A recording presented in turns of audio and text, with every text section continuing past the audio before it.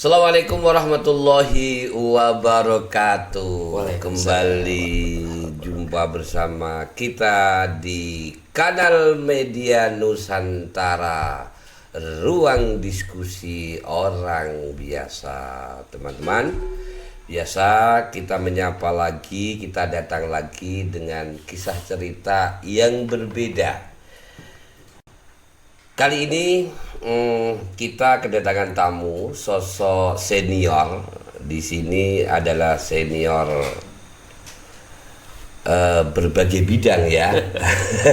Bisa aja.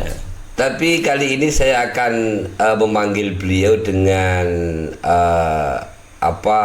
senior Al-Khidmah Kabupaten Semarang ya. Boleh. Karena kaitannya dengan obrolan kita nanti 1 jam ke depan. Kita akan bersama narasumber yang sudah senior, khususnya ini tidak asing di Jamal Khidmah. Beliau adalah, saya manggilnya Om ya? Ya, boleh. Oke, beliau adalah Om Irwan Syah Subakir. Assalamualaikum warahmatullahi wabarakatuh. Oke, terima kasih Om.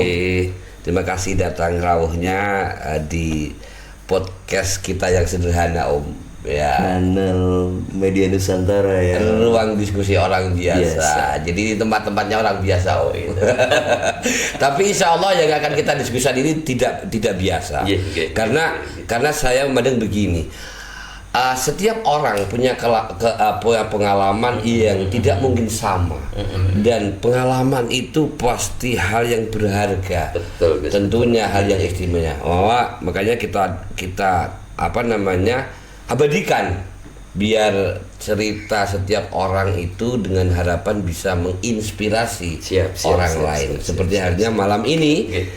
Nanti cerita-cerita Om Irwan sebagai tokoh senior di Al-Khidmah Kabupaten Semarang khususnya bisa mengedukasi generasi muda Al-Khidmah masa kini. Begitu ya? Amin. Jadi nanti saya berharap perjuangannya panjenengan, kemudian pasti tentunya kalau kita bicara soal Al-Khidmah tidak bisa lepas dari satu sosok karismatik, yaitu guru kita tercinta, Hadratus Syekh Romai Ahmad As-Surari Al-Ishaqi radhiyallahu anhu. Baik, Om Irwan.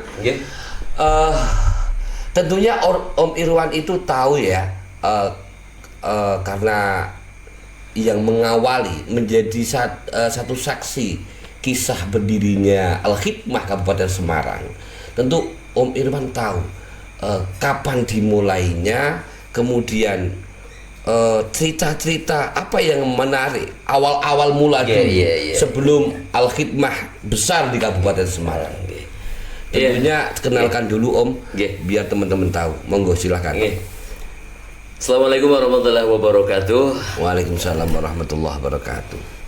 Selamat berjumpa di kanal media Nusantara ya. Ini sesuatu yang sangat hebat sekali. Dan alhamdulillah saya diberi kesempatan untuk hadir di sini. Saya Mas Baeng ya, biasa dipanggil ya. Ya Om Baeng, Om Baeng. Nama pegannya Om Baeng. Iya, Om Baeng di Al-Khidmah itu Om Baeng ya. Ini saya pengen mengawali dulu dari story saya, kenapa saya bisa ada di Ungaran dan kenapa bisa kenal dengan Al-Khidmah, bisa bergabung, ikut mengembangkan, dan akhirnya sampai sekarang. Baik. Saya Irwan Syah Subakir. Panggilannya Mas Baeng. Itu panggilan orang tua saya. Jadi itu panggilan kasih sayang orang tua khusus. Kemudian Irwan itu panggilan bisnis. Jadi kalau kebetulan saya waktu itu ada di Radio Rasika Manajemen ya. Ada di Rasika Corporation, ada Rasika Network. Kita ada di dalamnya. Dan pertama-tama kali saya bisa mengenal dengan Al-Khidmah itu tahun 1995. 95. Oh, sangat lama sekali ya. Iya. Kurang lebih sudah berapa tahun ya Om? 30 tahun. Kurang lebih 30 tahun. Jadi diawali dari diadakannya audisi di Radio Rasika. Waktu itu Roma Yasanuddin sebagai ownernya, sebagai direkturnya, beliau mengadakan audisi. Dan dari hampir 360 orang yang mengikuti, alhamdulillah cuma diambil 2, di antaranya satu pemenang dengan saya. Yang nomor 2, nomor 1 waktu itu anak Undip, namanya Mbak Hilda, sebagai juara 1 dan saya sebagai juara keduanya. Audisi penyiar yang ternyata untuk mengisi kebutuhan announcer di Radio Rasika miliknya beliau Pak Hasanuddin. Pak Hasanuddin. Waktu itu mungkin sekarang gencar audisi ya. Waktu itu Pak Hasanuddin sudah mengadakan audisi untuk mencari penyiarnya aja, sudah mengadakan audisi. Alhamdulillah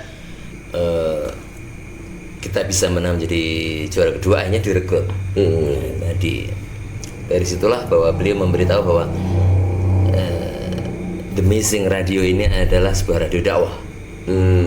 Missing Radio ini adalah sebuah radio dakwah yang di situ ada jam-jam prime time sebuah pengajian. Di situ ada Mutiara Hikmah yang di dalamnya ada Romo Ahmad Nasrul Aisaki yang menjadi pembicaranya. Saat Om Baik, saya panggil Om Baik ya? Boleh. Saat Om Baik masuk itu program Rasika Mutiara Hikmah sudah launching, sudah ada.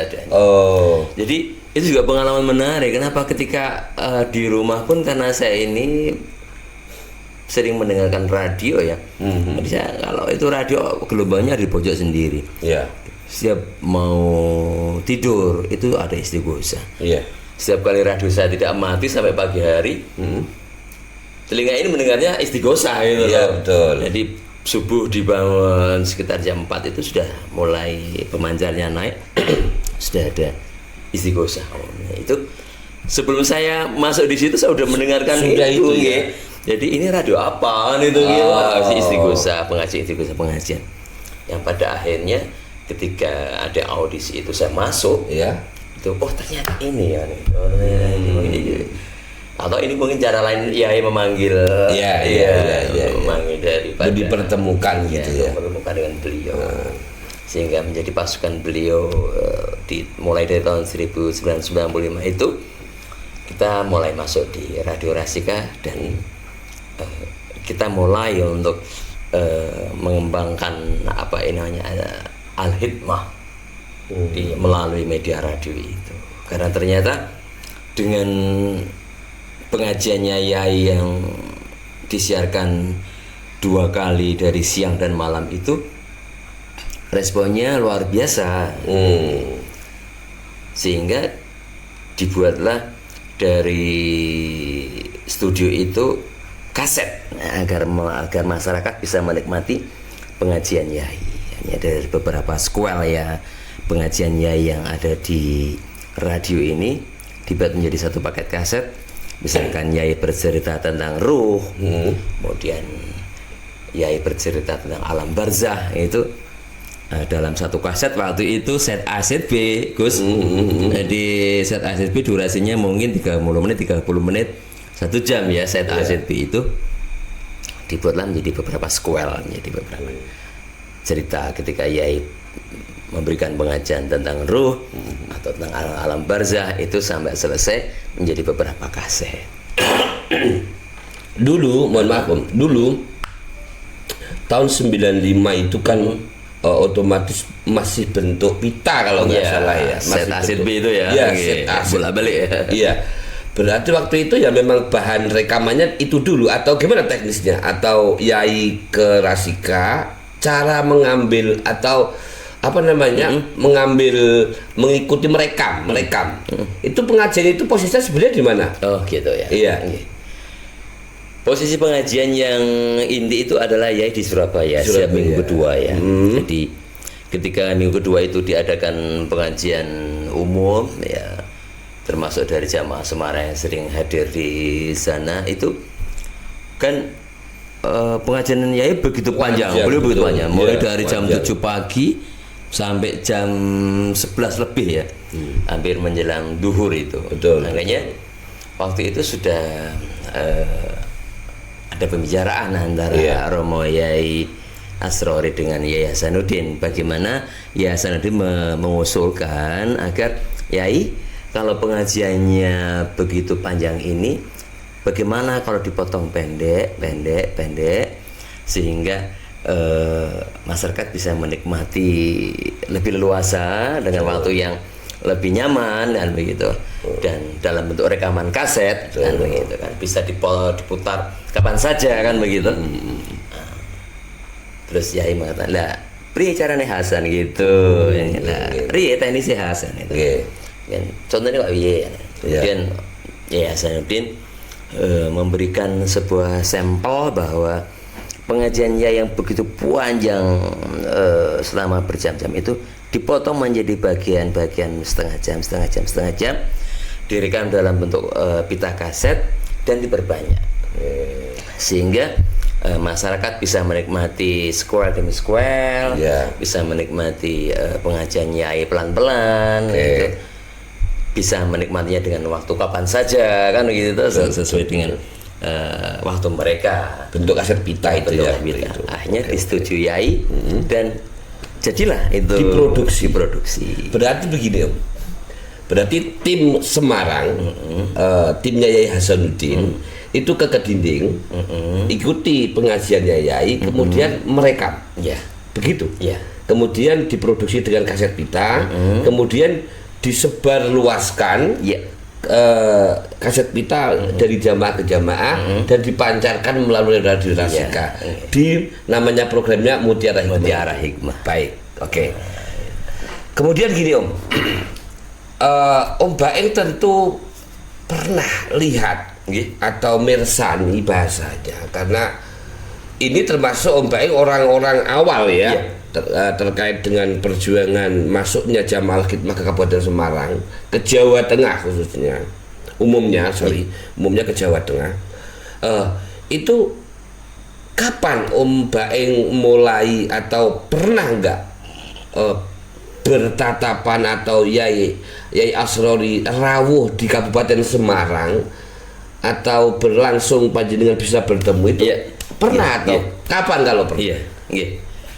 Jadi begitu kita bisa masuk di Radio Rasika, saya masih ingat persis itu bulan Agustus tahun 1995. Kedatangan Yai pertama. Saya masuk pertama kali di Radio Rasika. Jadi setelah itu diberitahu oleh beliau Romo Yai Hasanuddin bahwasanya radio ini adalah radio komersial, juga menjadi sebuah radio media dakwah. Nah, di situ ada Romo Yai Ahmad Asrori, Alisaki. Kemudian mulai dari tahun 95 itu kita baru tahu bahwasanya Yai Asrori mulai dan Yai Has mulai menggarap Jawa Tengah, mulai menggarap potensi di Jawa Tengah.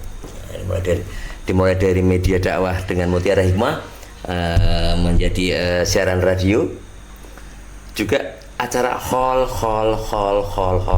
berbagai daerah. Hall pertama itu di Kendal. Hall pertama yang saya tahu setelah saya masuk di Rasika itu hall pertama di Masjid Agung Kendal, nama masjid apa ini lupa saya. Iya, di Kendal lah pokoknya. Hall itu hall Jawa Tengah. Hall level Jawa Tengah. Hall level Jawa Tengah. So Yai pertama kali di Kendal. Wah, di Kendal ya. Dan disitulah saya pertama kali melihat sosok Romo Yai bersama dengan rombongannya. Ada Habib Abdullah, Yai Habib Abdullah, kemudian ada Gus Gago, ada Bapak Imam Surbakti, sekretaris beliau. Kemudian ada Pak Yai Nasir, ada Pak Yai Inul, yang beliau ini selalu dari ke beliau ya. Cak Yai Nasir, Cak Yai Inul ini mereka adalah presiden dari Radio Rasika. Oh begitu. Jadi akrab sekali dengan beliau-beliau. Beliau-beliau ini. Romo Yai tadi ya? Iya, dengan rombongannya. Jadi kesukaan beliau kalau pagi hari minumnya susu, daharnya roti, dan kalau di daharannya itu saya pernah nanya dengan Yai Inul, Romo Yai itu kalau dahar senangnya apa?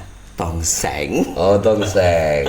Salah satunya. Beliau suka kesukaan Asrori. Daharan Jaya. Daharan kesukaan Jaya. Jadi pertama kali melihat beliau ini rombongan dari Surabaya langsung datang ke studio. Ya. Dan ketika kita dikenalkan dengan Yai Has, oh ini beliau ini. Oh, nggih, gitu. Pertama, sorry Om, mohon maaf. Nggih. Pertama Yai rawuh ke Ungaran itu, apakah setahu Om Baing, apakah langsung ke Rasika atau pinarak dulu kemana? Pertama kali, setahu panjenengan. Yang saya tahu langsung ke studio. Langsung ke studio Rasika, ya. Jalan Semangka itu ya? Jalan Semangka. Beliau menggunakan mobil Land Cruiser ya. Land Cruiser aja gitu. Serombongan? Satu rombongan. Seingat Om Bain, penderanya siapa aja waktu itu? Ya waktu itu Pak Yai Inul, Yai Nasir almarhum, kemudian Pak Imam Surbakti, beliau selalu menemani ya. Sekretaris beliau Gus Gago, itu ya orang peken-peken ya. Iya. Jadi itu sekitar tahun berapa ya? 95 ya. Tetap 95. Ya, 95 itu saya sudah dipertemukan dengan mereka. Orang-orang dekat Yai yang selalu ada di kanan kiri Yai ya, yang selalu bergerak kayak Yai maunya gimana gitu kayaknya. Beliau yang siap sikap gitu. Waktu itu posisinya siang atau malam? Siang ya. Ketika Yai rawuh, sekitar pukul berapa? Siang menjelang duhur ya biasanya. Menjelang duhur. Mungkin Yai sudah dalam perjalanan dan menginap di mana. Tapi yang kita tahu pas datang ke studio itu siang. Siang ya, menjelang zuhur. Dan kemudian apa yang terjadi di situ? Pas ketika Yai rawuh itu, seingat Om Baing. Wah, ini menarik ya, masih muda ya. Iya. Coba diingat. Kita itu umur 22 ya, baru mau nganten, udah nganten anyar ya kayaknya. Nganten anyar lah ya. Nganten anyar itu. Jadi gitu kan. Pakaian yang kita gunakan dalam keseharian di studio itu kan biasa ya. Yeah. Jadi kita penyiar, kita ya bikin iklan, kita cari anak gaul lah. Kalau begitu ya datang. Bingung kan? Yang cewek bingung, yang cowok bingung. Sebelumnya belum tahu teman-teman kalau nggak ada. Pak juga nggak kasih tahu kalau Yai bakal rawuhan itu. Jadi begitu Yai rawuh, kebetulan di studio itu ada iparnya Yai, namanya Mbak Husna. Jadi iparnya Yai itu adiknya istrinya Yai dari Tasik gitu ya, namanya Mbak Husna. Memang bekerja di situ apa memang? Ya, kerja di situ. Oh, kerja di Rasika waktu itu. Iya. Oh, nggih.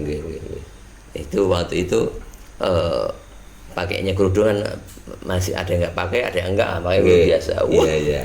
Langsung lari puas. Ruangan kecil ya. Studio kecil, meja kita ya satu meja kerja kan gitu. Iya. Wah, yang laki cari pecis. Ada mau ganti sarung gitu. Karena yang datang Yai, tapi waktu itu saya sendiri itu belum tahu persisnya, siapa Romo Yai Ahmad Asrori kan begitu. Kita tidak tahu persis, belum tahu persis kelasnya Yai kan gitu. Jadi Yai itu selevel apa belum tahu kan gitu. Sehingga anak-anak itu anak-anak gaul ya, misalnya anak-anak yang geng lah istilahnya. yang suka musik, yang suka itu nyantai gitu loh ya. Monggo. Biasa aja gitu. Iya, monggo Pak Yai, monggo Pak Pak Yai, biasa gitu. Iya, gitu. Tapi setelah ini yang kita ketahui, saya sendiri tahu.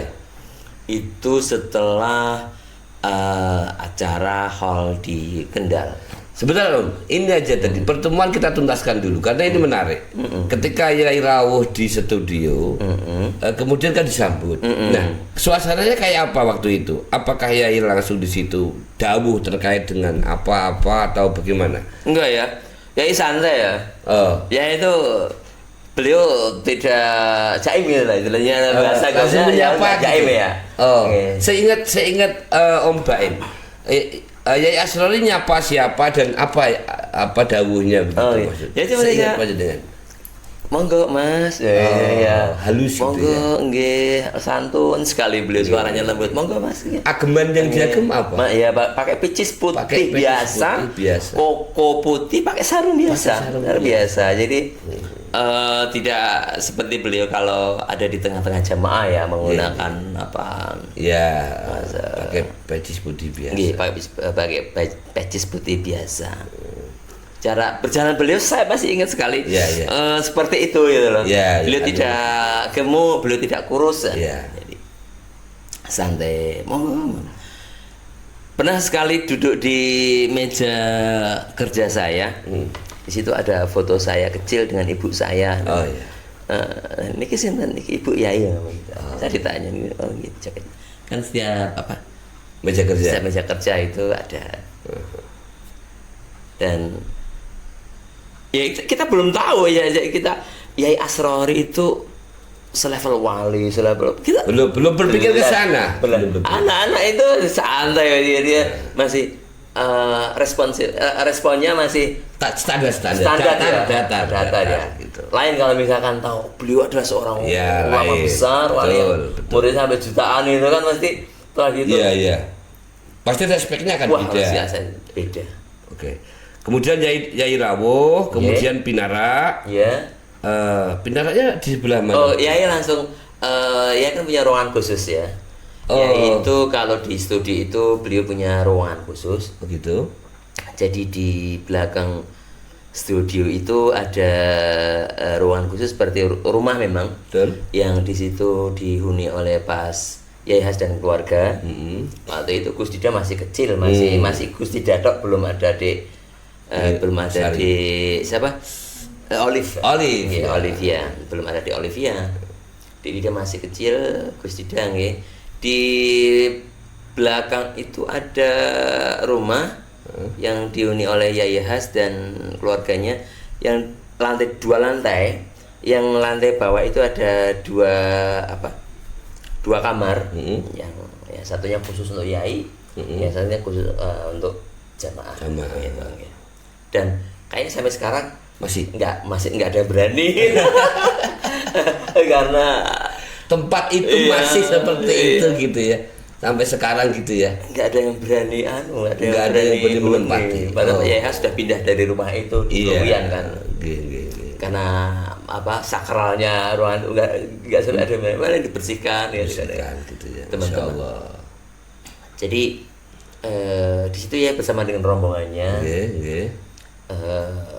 Ya saya yang itu Buhas nih yang menyajikan minumannya, dan saya yang menyajikan kepada Yai Abdullah. Yai monggo Pip dari nunjukin Pip.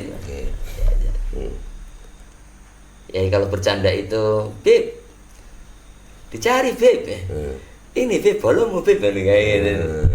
Ya lucu. Jadi itu gimana ya?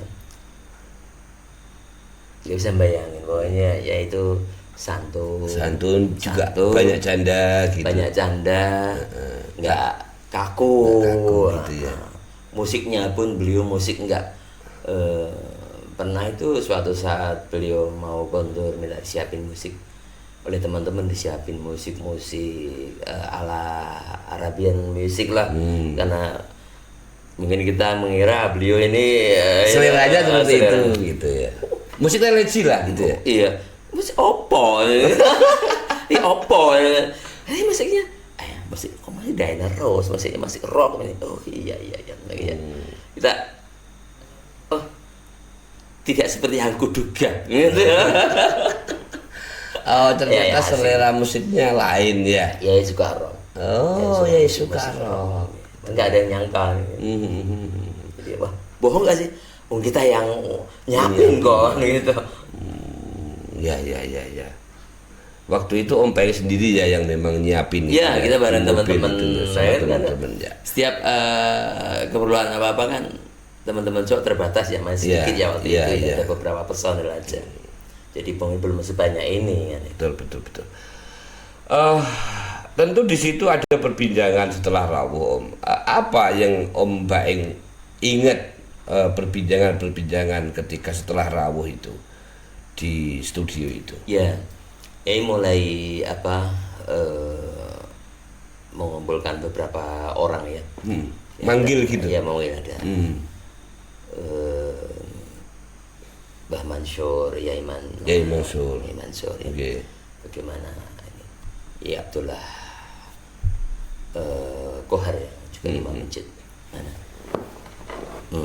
Betul Rahman waktu itu. Jadi mulai ada perbincangan, mulai ada sinyal bahwasanya ini perkembangan jamaah kayaknya pergerakannya mulai hidupkan. Mulai digerakkan kan di situ. Yeah. Jadi karena kita anak waktu itu muda banget, memang betul-betul umur 21 tahun dengan anak sebaya umur 21 tahun, kayaknya pembicaraan itu kita nggak respect lah. Oh ya gitu. Kita cuma hanya ngono di program gitu. Setahunnya ada yang dipanggil begitu waktu itu ya. Oke. Berapa lama di studio seingat Om Baing? Yai sampai 2 hari ya. Oh lama. Iya, ya sampai 2 hari. Yai sampai di Ungaran ya. Iya. Kadang ketika orang bertanya-tanya, Yai Asrori. Yang sekarang yang bertanya Yai Asrori. Iya. Yai dulu di Ungaran sampai 2 hari kok kita nggak nungguin ya, kita nggak. Iya, kok kita nggak ngerti ya. Kenapa kok kita malah pergi gitu kan? Kita tahu ngono yang ngerti ngono ya. Kalau saya tua-tua gini kayak sadar itu. Ya Allah, saya di dekat saya ada wali besar, ada. Kok nggak paham ya? Nggak paham ya. Ini mata batin kita belum dibuka. Iya. 2 hari itu stay di studio atau pergi kemana terus kembali lagi kundur ke studio gitu atau gimana Om? Ya. 2 hari ini. Iya. Beberapa waktu dihabiskan di studio. Waktu itu ada di studio rekaman, yaitu ada pembicaraannya. Juga dengan beberapa tokoh-tokoh di Semarang yang dulu yang sekarang waktu itu memang kita ketemunya di Metese itu. Oh dia Pak Ali. Oh dia Pak siapa? Ada dari Bank Mandiri itu siapa? Lupa saya. Pokoknya ketemu tokoh-tokoh lah gitu ya. Ada beberapa tokoh, ada 7 kalau nggak itu. Ya artinya mereka ini memang menjadi orang-orang istilah cendekia di Metese ya, di pondok pesantren Metese. Tapi Metese kali itu belum ada. Belum ada. Jauh. Malah katakan beliau ini akhirnya menjadi orang-orang senior yang ada di Metese. Oh begitu, kan itu, ya. Yang waktu itu dipanggil gitu kan. Oke. Pak Tri Anggito salah satunya, dan Pak Ali, lupa saya. Iya. Ya pokoknya ada beberapa orang-orang yang dipanggil, mungkin didhawuhi sama Yai. Tapi Om Baing nggak ngerti dawuh apa sebenarnya yang direncanakan, nggak paham. Iya. Nggak ngerti. Kebetulan waktu itu kita hanya menjadi seorang istilahnya pelayan ya. Menjadi pelayan, kita nyiapin unjukannya, nyiapin darahnya, kita diwarai noto sandalnya, diwarai. Jadi kita waktu itu belum tahu Al-Hikmah akan bergerak kemana ini gitu loh. Ya. Sebesar ini menjadi seperti ini belum tahu ya. Jadi waktu itu baru baik. Awal-awal. Ya, oke. Om Baing selama 2 hari itu pernah nggak bertatapan langsung dengan Yai? Ya. Yai Asrori. Kita sempat ya bisa langsung bertatapan dengan Yai. Waktu ngatri unjukan monggo Yai. Terus jawab Yai. Matur suwun. Santun sekali gitu beliau. Dan Dia bilang gimana sehat, menyapa beliau. Pripun radionya, alhamdulillah ya.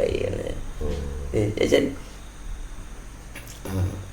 gimana ya, saya kalau nggak bisa mengatakan beliau ngendikan itu sejuk, enak. Ya. Dia berpikir kok ono sih gini ya gitu ya. Jadi cuman apa? Iya. Berpikirnya bahwa beliau orang baik aja. Iya. Beliau orang kiai baik aja waktu itu. Belum tahu kalau ternyata mau sedahsyat ini gitu ya, karismatik. Tanya jawab aja. Gitu ya. Jadi seingat Om Baing, beliau nanya apa kepada Om Baing?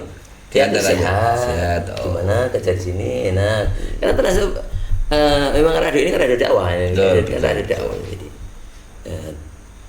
apa namanya? Selain memang radio komersial, memang ini radio dakwah menjadi poin penting daripada misinya Romo Yayan itu. Baik, terkait setelah Yai datang ke Rasika, setahu Om Baing, daerah Ungaran ini selain Rasika mana saja yang dikunjungi Yai? Selain Rasika? Saya tidak tahu banyak ya kalau Yai berkunjung kemana saja. Yang saya tahu ya mungkin selain Ngroto ya, selain Ngroto yang memang dari Romo Sepuh dulu sudah apa saya tahu. Setelah tahu itu, setelah tahu bahwa visinya itu kan diawali dari Yai Usman kan, oleh ya Romo Yai Asrori. Saya kira mungkin dari ini, dari Ungaran, Ngroto itu ya. Oh gitu. Karena kalau soal apa namanya hall itu ternyata beliau Yai Has dengan pasukannya yang langsung bergerak cepat untuk menyiapkan hall, itu semuanya hall. Mungkin pernah dengar nggak Om Baing dari mungkin beliau pernah sempat ziarah ke makam Hasan Munadi, Baya Hasan Munadi, Nyat Nyono. Kalau saya melihat langsung belum ya. Kalau saya melihat langsung belum. Tapi saya mendengar dari beberapa rekan, beliau juga sering ke Demak. Oh gitu, ke Demak. Ke Patilangu, beliau ke Arten Fatah, juga beliau ke Nyat Nyono. Saya hanya mendengar saja, tapi tidak saat itu ya. Menyaksikan langsung. Baik. Tahun 95 itu terjadi, artinya saat yang kita ceritakan tadi tetap masih dalam tahun 95. Setahu Om Baing itu Al-Khidmah didirikan mulai resmi dideklarasikan, katakanlah begitu. Itu tahun berapa? Persiapannya panjang ya. Jadi kayaknya Yai memang sangat brilian sekali dalam menyiapkan Al-Khidmah. Jadi ketika orang bertanya Al-Khidmah ki opo itu kan, Yai menjawabnya dengan waktu yang rentan yang cukup panjang sekali, sehingga ketika sudah terbentuk bahwasanya jamaah sudah tertanam di beberapa wilayah, di beberapa daerah, ini baru Yai mendeklarasikan Al-Khidmah. Itu tahun berapa? Sebentar, ketika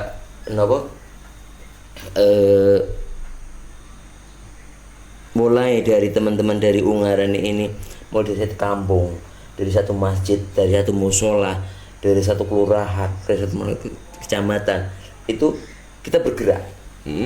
Terutama di Ungaran ini ya. Terutama daerah Ungaran ini. Jadi Ungaran bergerak dulu. Iya, Ungaran bergerak dulu. Oh gitu, tahun 95 itu Ungaran bergerak dulu sama kita dengan Gus Anis, bersama dengan teman-teman yang lain kayak Mas Munir, bersama dengan Mas Nurkolis. Gitu. Kita bergerak dari satu kampung ke kampung yang lainnya, sehingga itu menjadi role model. Jadi Ungaran menjadi sebuah barometer ukuran yang dicontoh di beberapa daerah. Ternyata beginilah cara mengembangkan Al-Khidmah. Waktu setelah 95 Yai rawuh ke Rasika, kemudian sampai ya. Ya, monggo silakan. Kemudian al-khidmah dikembangkan sesuai apa yang dikehendaki Yai. Pelaku-pelakunya si pengembang itu, artinya pelaku-pelakunya yang mensiarkan al-khidmah itu diantaranya siapa seingat panjenengan? Oh ya, termasuk almarhum Mas Dayat. Mas Dayat. Ya. Mas Dayat orang mana itu? Mas Dayat itu yang punya Jawas ya. Oh iya iya. Ini rumah makannya di Jawas, Yai. ya. Ya, Oh ini, gitu. Ini kalau Yai ke Ungaran, salah satu rumah makan yang jadi apa namanya? Favoritnya Favorit beliau itu Jawas. Jawas ya. Dan Mas Dayat betul. Dan beliau ownernya. Iya. Beliau ownernya. Beliau putranya Ibu Maryam ya. Oh ya. Jadi termasuk almarhum Mas Dayat. Kemudian ada juga beliaunya Mas Nur Kole yang penjahit. Betul. Kemudian yang Pak Nur Kholis ya. Beliau juga ada yang jadi Mas Anis ya. Mas Anis ya. Sekarang yang pemilik PMC. Pemilik PMC. Presidennya PMC. Foundernya PMC. Founder tersembunyi. Iya. Itu kemudian ada Mas Munir ya. Mas Munir, Mas Rodi. Masih muda-muda dong waktu itu. Iya. Belum menikah semua ya? Belum. Oh, Mas Rodi itu termasuk apa namanya? Generasi awal ya. Iya, durasi awal Pak Naryo. Pak Naryo ketua Alhikmah pertama. Pak Naryo waktu itu kan juga ketua Ansor ya. Iya, ketua Ansor. Ketua Ansor kabupaten ya. Dan jadi kita dimulai dari kampungnya Pak Naryo, merembet ke kampung sebelahnya, Iya. ke Leangan dan lain sebagainya. Singkat cerita jadi Iya. besar kan begitu. Baik. Kemudian menurut panjenengan, kenapa Yai milih Ungaran? Itu yang saya sendiri bertanya-tanya ya Gus. Kok Yai milih Ungaran ya? Iya. Jadi saya sampai sekarang pun saya tidak tahu jawabannya. Kok Yai milih Ungaran ya? Iya. Orang-orang itu kita juga bingung. Padahal Yai ini beliau orang tua. Kenapa nggak di Malang? Iya. Kenapa nggak di Sidoarjo? Kenapa nggak di kota-kota besar lain yang memang beliau murid-murid beliau adalah pendiri-pendiri beliau adalah orang-orang hebat. Basisnya ada di sana. Dan Pak Has itu, Yai Has itu pernah mengatakan pada saya, Dik, kalau bahasa kan Dik, Dik, aku yopo, aku sopo, aku iku Mbah Mugiyo, kok dipilih Yai. Bis, tunggu Yai aku iso. Nggih Pak, ya cuma nggih aja. Aku yopo, aku sopo, aku baru lagi untuk pilih Yai. Ketika beliau dipilih menjadi ketua Al-Hikmah pertama kali tahun 2005. Jadi setelah hampir 10 tahun ya saya menderek Al-Hikmah, setelah kita punya majelis di Leangan, di Ungaran, setelah ada di Bandarjo, ada di Gunung Pati, sudah berkembang lah itu. Berkembang ya di sana sini kita bangun pelan-pelan, ada Yai Izzuddin di Gunung Pati, ada kita pelan-pelan. Mas Os itu termasuk beliau-beliau yang derek dari awal ya. Dari awal gitu. Jadi Mas Ustadi itu setelah itu ternyata konsepnya mulai jalan tahun 2005 di LPMP Semarang. Dulu kan Kota Madya Semarang, ini Kota Semarang sekarang. Di LPMP Semarang 2005 itu dilembagakan Al-Hikmah, dideklarasikan menjadi sebuah lembaga perkumpulan jamaah resmi yang berbadan hukum. Jadi ketika mengatakan jamaah Al-Hikmah itu apa? Al-Hikmah adalah jamaah umum, jamaah yang isinya untuk umum, tidak spesifik. Jamaah yang isinya adalah Yasin, Tahlil, Manaqib, yang isinya hanya mendoakan orang tua, mendoakan tetangga kita, mendoakan anak-anak kita semoga menjadi orang baik dan kita masuk surga bersama-sama, tidak sendirian, kan begitu. Dan targetnya adalah husnul khotimah. Husnul khotimah. Nah itu ya. Targetnya kan begitu di salah satunya. Baik, berarti gini, Dari 95 kerawan Yai Asrori ke Ungaran, ke Rasika, sampai pada dideklarasinya Jamal Khidmah itu tahun 2005, berarti ada jeda waktu 10 tahun. Selama 10 tahun ini memulai pengembangan Al-Khidmah. Artinya mengenalkan. Jadi masa pengenalan. Iya. Masa ta'aruf itu. Iya. Ta'arufnya Al-Khidmah kepada masyarakat Jawa Tengah. Jawa Tengah kan begitu. Tapi waktu itu sudah Al-Khidmah namanya atau belum ada? Iya, Tahun 95. Namanya memang Al-Khidmah. Sudah Al-Khidmah. Cuman waktu dilembagakan berbadan hukum itu 2005. Saya 95 karena saya lihat logonya Yai itu beliau sudah mengilustrasikannya gambar logo Al-Hikmah. Logonya juga 95 juga seperti itu. Iya, seperti itu. Jadi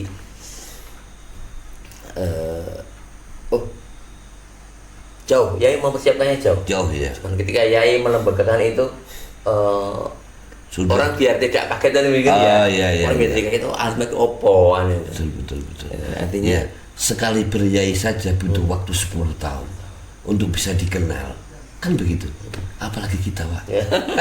Apalagi kita, Masya Allah gitu ya. Masya Allah. Yai mempersiapkannya pelan ya, pelan, indah, dan ketika itu orang ketika semua dikumpulkan. Iya. Waktu itu kan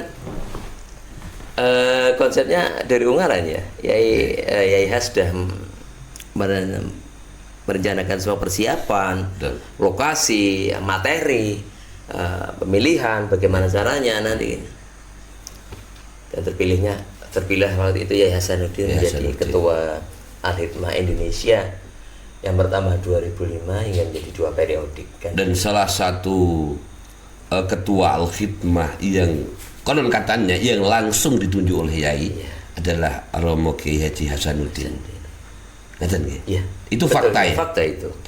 Real itu. Iya, jadi kalau orang-orang sekarang, orang seperti saya ini kan nggak ngerti. Iya. Jadi taunya cerita yang kadang tidak tahu akurasinya, tidak tahu kebenarannya. Jadi karena di sini panjenengan adalah salah satu dari saksi keberadaan dan khidmah daripada beliau Romo Kiai Hasanuddin, dan panjenengan adalah orang terdekat salah satunya. Maka malam ini termasuk memberi kesaksian gitu ya, bahwa beliaulah yang ditunjuk langsung oleh Romo Syekh Ahmad Asrori Al-Isaki radhiyallahu anhu untuk memimpin Al-Hikmah untuk 5 tahun ke depan waktu itu. Satu periode 5 tahun ke depan, dari 2005 sampai 2010 gitu ya. Kemudian terpilih lagi di Jogja. Kalau itu sudah pemilihan ya, itu sudah pemilihan yang periode kedua ya. Kemudian di Jogja, bukan apa istilahnya waktu itu? Mukernas ya, di Jogja ya. Jadi kalau nggak salah di gedung UIN ya. UIN Jogja. Itu, Romo Yai Hasanuddin kepilih kembali. Iya, pilih kembali. Karena gerak beliau yang demikian dahsyat ya. Kita mengatakan bahwa ketika itu Al-Hikmah sudah sampai ke beberapa wilayah pelosok Indonesia. Ya, di pelosok Indonesia. Saya waktu itu Mbak, sedang ada dari Palembang, ada dari yang ada di situ ya, karena kita melayani. Kita waktu itu langsung melayani untuk daharan ya, khususnya daharan. Tim dari Ungaran itu spesial melayani semuanya ya, mulai dekorasinya, mulai dari semuanya all out lah. Ya, all out semuanya. Daharan, makanan, baik. Kesiapan dari bagian lah. Ya, tentunya waktu itu kan Al-Khidmah belum begitu dikenal. Artinya tidak semudah sekarang. Walaupun sekarang juga tidak mudah, sekalipun dikenal kan begitu. Betul. Tentu tantangannya akan lebih berat waktu itu ya. Saya tidak bisa ngebayangkan bagaimana sulitnya Romo Yai Hasanuddin itu harus menghilirisasi gitu ya, mengenalkan al-khidmah dari seluruh lintas tokoh. Kalau saya lihat walaupun saya itu tidak lama berjumpa dengan beliau, tapi intensitas saya secara pribadi dengan beliau itu baik lewat telepon maupun dipanggil langsung itu cukup intens waktu. Frekuensinya cukup intens. Dan alhamdulillah cerita-cerita beliau itu secara sugesti itu apa ya? Secara tidak langsung itu mengsugesti saya. Cerita beliau itu, cerita dakwahnya beliau, bagaimana harus. Yang jelas saya menilai bahwa dia adalah ahli komunikasi yang hebat. Menurut saya. Komunikator yang handal. Kalau di dunia bisnis deal maker ya kan, luar biasa ya Hasanuddin itu. Karena beliau bisa berkomunikasi dengan para pengusaha, dengan para politisi, dengan para pejabat, dengan para kiai. Semua bisa dijadikan satu wadah dalam komunikasi yang harmonis. Ini menurut saya luar biasa. Dan ini karomah nih. Salah satu karomah beliau menurut saya seperti itu. Tidak semua orang bisa seperti itu masalahnya. Betul. Luar biasa. Kalau saya bisa katakan, kalau saya ya wali modern. Ya saya itu wali modern karena stylenya ya biasa. Betul. Ya kan begitu. Ya, low profile. Kemudian enjoy communication. Falsafahnya dia adalah bagaimana kamu menyenangkan orang dan bagaimana kamu bisa menyenangkan orang dimanapun kalian berada. Betul. Ciri-ciri yang baik menurut beliau saya ingat adalah kalau kamu sudah menjadi salah satu ciri orang baik itu dimanapun kamu bisa menyenangkan orang. Ini sepele tapi susahnya minta ampun, Masya Allah. Itu kata beliau sebelum wafat, kemudian yang paling saya ingat, dan itu ternyata tidak mudah. Filosofi ya luar biasa. Satu catatan saya yang tidak banyak orang kenal tentang beliau Yai Hasanuddin ya. Satu, beliau ini adalah seorang penyiar radio yang hebat. Jadi beliau menggunakan nama Ian Adiansa. Tak pikir-pikir kok apik menjenengi. Ternyata dibalik tuh Hasanuddin.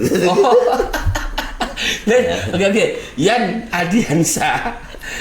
Kan dibalik jadi Hasanuddin ya. Masya Allah. Dan beliau penyiar radio Gajah Mada yang top. Oh, Gajah Mada malah. Beliau di Gajah Mada FM. Beliau karena saking pinternya beliau itu, beliau pernah menjadi ketua PRSSNI Jawa Tengah, kemudian PSSNI Indonesia.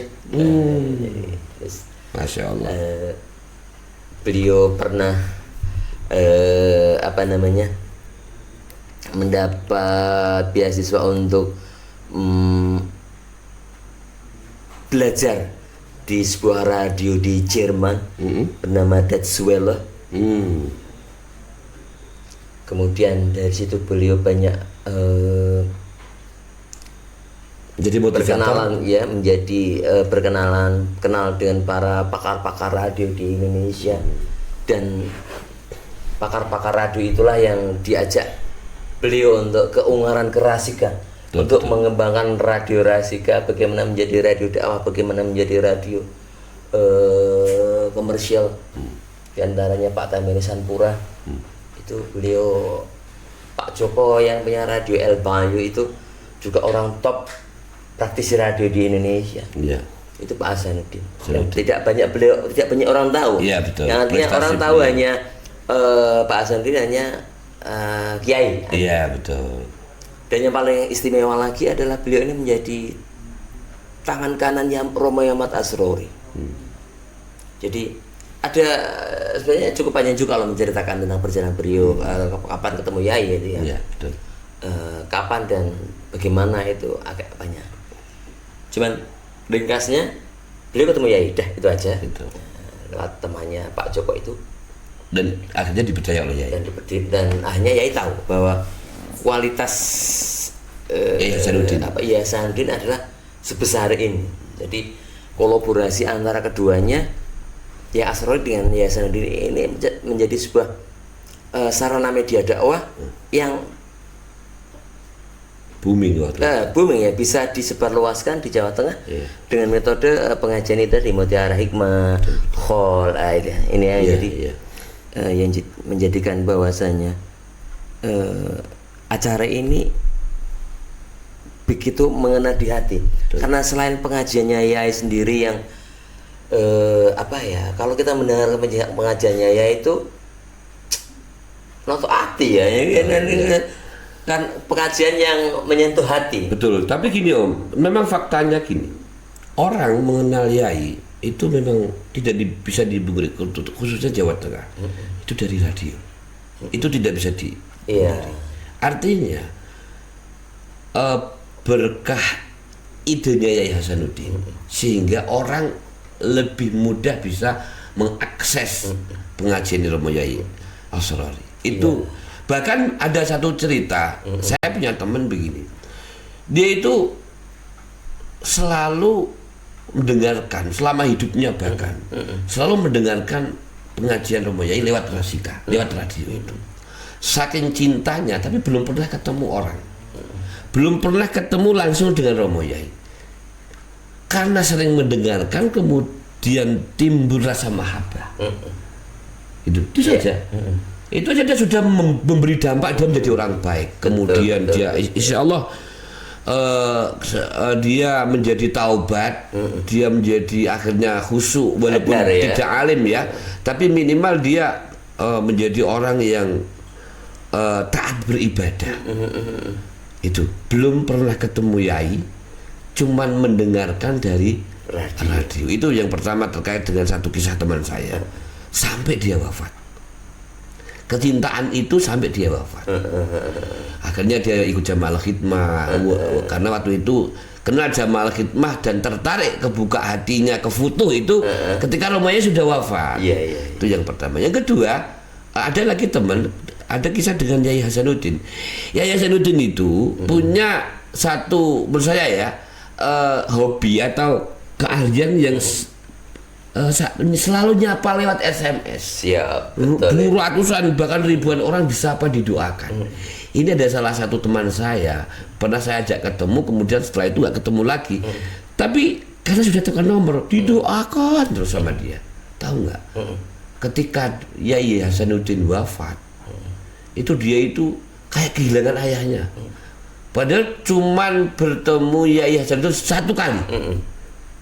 Sudah kayak kehilangan bapaknya sendiri, nangis dan gitu ya. Iya, setelah itu karena mungkin saking apa ya, kalau orang bilang gelo gitu, karena tidak sempat bertemu lagi, tidak lama, tidak ada 3 bulan setelah wafatnya Yai, beliau wafat juga.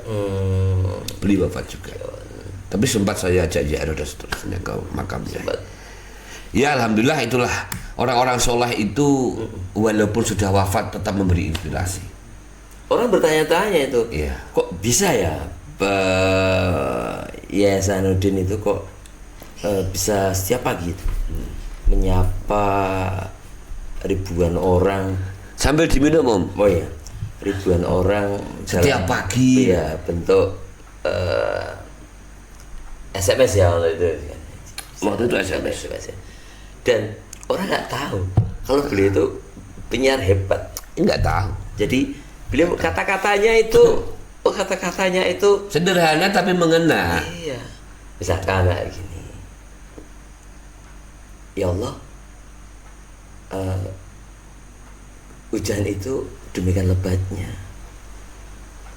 Hujan itu sangat sejuk sekali ketika siang hari ini. Sebagaimana Gus Rosid yang selalu menyejukkan hatinya pada teman-teman yang lain. Jangan lupa ya Gus, nanti malam ada acara khususi. Nah sebenarnya itu. Gitu ya. Jadi bahasanya itu luar biasa. Jadi saya ingat kalau ini orang belajarnya dari mana? Ini bukunya tebal-tebal. Beliau ada dari berbahasa Jerman, beliau terjemahkan sendiri. Betul. Bahasa Inggris. Ada loh Om saat kisah ini real nih. Jadi ketika baca SMS-nya Yai Hasanuddin itu selalu momennya itu selalu pas dengan keadaan hidupnya. Misalnya dia kebetulan baru ditagih orang nih, tiba-tiba ada SMS dari Yai, bilang Yai mendoakan, mudah-mudahan hari ini Mas A Arifin dimudahkan rezekinya, diluruskan utangnya, gitu. Padahal 1 menit yang lalu dia mikir soal utang loh. Tiba-tiba kelonding gitu di SMS Yai loh. Yai Hasanuddin. Tadi nyambung ya. Iya, artinya loh, kok Yai tahu kan begitu. Dan kemudian didoakan. Yang ajibnya lagi, benar, sorenya dapat rezeki. Kemudian kisah yang lain, misalnya tentang anak. Siang tadi atau kemarin sore anaknya nakal, nggak pulang, ini di mana nggak tahu. Malamnya dia saya berdoa mudah-mudahan keturunan Mas Arifin, anak-anaknya diberikan anak yang soleh, diberikan kesabaran dan dia nangis dia. Kok Pak Yai tahu gitu, luar biasa. Dan ini yang mengalami justru orang-orang awam, orang-orang yang memang mohon maaf ibadahnya belum begitu tekun amat gitu. Saya menyaksikan itu karena kebetulan mereka teman-teman saya, dan dari situlah saya bisa melihat luar biasa, masya Allah, kebeningan dan ketulusan Yai untuk bagaimana yuk kita nderek Yai Asrori, yuk kita nderek Yai ajaran Yai Asrori biar kita selamat dunia akhirat. Karena orientasinya adalah bagaimanapun siapapun latar belakang kita berhak untuk wafat husnul khotimah, dan itu yang diperjuangkan oleh Yai. Selamat dunia akhirat. Selamat dunia akhirat. Betul. Yang dikejar itu. Betul. Baik, Om Baing, terima kasih. Sekarang gini, Om Baing kan termasuk senior di Al-Khidmah ya. Kita ini kan orang-orang belakangan.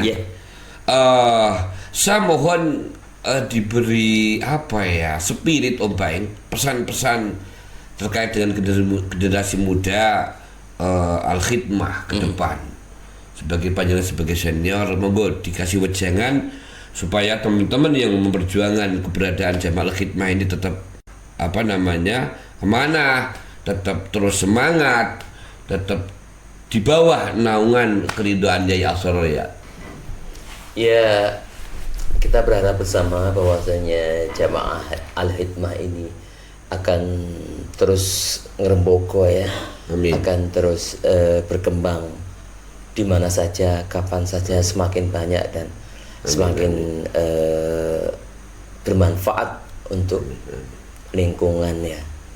Amin. Jadi pada intinya adalah bahwasanya ayo kita bersama-sama siapa saja terutama untuk generasi muda ini ya, terutama untuk teman-teman yang alumni dari pondok pesantren yang baik itu yang ada langsung berafiliasi dengan Al-Fitrah ataupun dari pondok-pondok pesantren yang lain yang menguasai ilmu agama ya, yang pintar ngaji istilahnya yang sekarang ini sangat asing. Kalau istilahnya pintar ngaji kan di 2026 ini sudah asing di telinga kita. Jadi monggo kita kembangkan bersama Al-Khidmah, kita bersama-sama selamatkan keluarga kita sama-sama nderek ke Romo Yai Ahmad Asrori Alisaki bersama dengan Jamaah Al-Khidmahnya. Kita syiarkan bareng-bareng dimanapun, kapanpun, siapapun panjenengan, baik yang itu murid yang langsung sudah dibayat Yai ataupun yang sekarang ini hanya mendengarkan muhibin ya. Iya, muhibin ya, yang mendengarkan pengajian-pengajian beliau, acara-acara hall-hall di mana saja yang pernah beliau syiarkan. Monggo kita sarang-sarang, monggo kita bareng-bareng, monggo kita semangat untuk nderek ke Jamaah Al-Khidmah, nderek ke Romo Yai Ahmad Asrori. Semoga dengan kita nderek ke selamat keluarga kita, selamat tetangga kita, selamat teman-teman kita semuanya di dunia wal akhirah. Amin. Baik.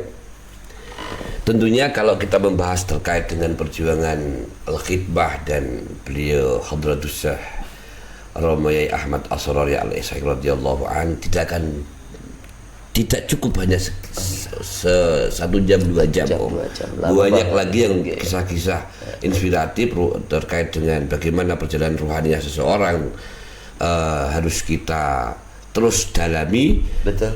Mudah-mudahan nanti kita bisa membedah lagi. Mungkin kita belum ngomong soal media dakwah khol dan seterusnya. Itu akan lebih panjang. Mudah-mudahan nanti kita diberi waktu kembali untuk berjumpa. Om Baeng, dan terima kasih Om Baeng telah mau bersanjang di tempat kita yang sederhana di kanal Media Nusantara, ruang diskusi orang biasa. Sebagai bocoran ini, kalau ini belum sempat kita ke acara hall ya. Ke acara hall itu asik sekali. Biasa ya. Jadi prepare-nya, kemudian placing-nya, bagaimana acara hall itu sendiri perlu di berbagai daerah yang dulu awalnya sebelum awal-awal ini masih kita siapkan semua dari Ungaran ya, termasuk dari Hall Demak, Hall Kudus, Hall Jepara, Hall Kendal, itu semuanya persiapannya dari Ungaran, semua timnya dari Ungaran. Berawal dari Ungaran. Wah, itu asik sekali nanti kita bahas lagi. Oke. Next time ya. Next time. Terima kasih, demikian teman-teman sekalian, pendengar kanal Media Nusantara. Telah kita ikuti sejenak diskusi kami dengan seorang senior Jamal Khidmah. Beliau adalah Om Baeng nama akrabnya. Mudah-mudahan ini menjadi diskusi yang bermanfaat. Amin. Kita untuk semuanya berjuang dan mohon maaf atas ada kekurangan salah kata. Saya akhiri Assalamualaikum warahmatullahi wabarakatuh. Terima kasih Gus. Terima kasih.